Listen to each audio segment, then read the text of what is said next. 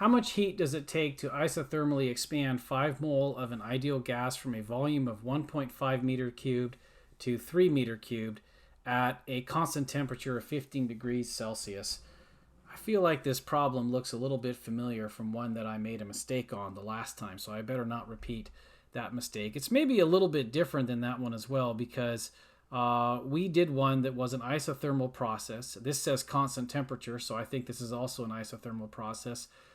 The one we did before, we were asked for the amount of work done, and in this case I think I'm being asked for the amount of heat, but as our table shows us over here, that's the same formula in either case. It's nRT, natural log of the ratio of the volume. So in this case, I'm going to say that Q is equal to nRT ln of V over V naught. And putting in the numbers, we have the 5 mole. The ideal gas constant is 8.314 joules per mole Kelvin. And the next step was where I messed it up the last time, so I'm going to do it right this time. The 15 degrees Celsius needs to be converted to Kelvin.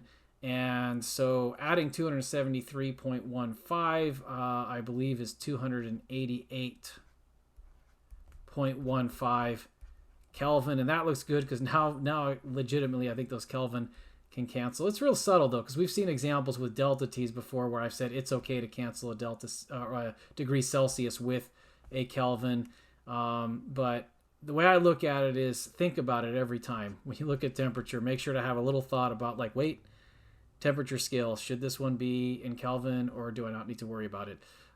Since it's final volume over initial volume, this will be 3 meter cubed divided by 1.5 meter cubed, but really that's just going to be ln of 2, so I'll probably put that in my calculator because it's simpler to enter than the ratio of 3 to 1.5. So I put all that in my calculator, and my calculator says 8,302.791, etc. And so that's about 8, I think we're working about 2 sig figs here, so maybe 8.3 times 10 to the 3 joules, or if I like, I could also express that as 8.3 kilojoules.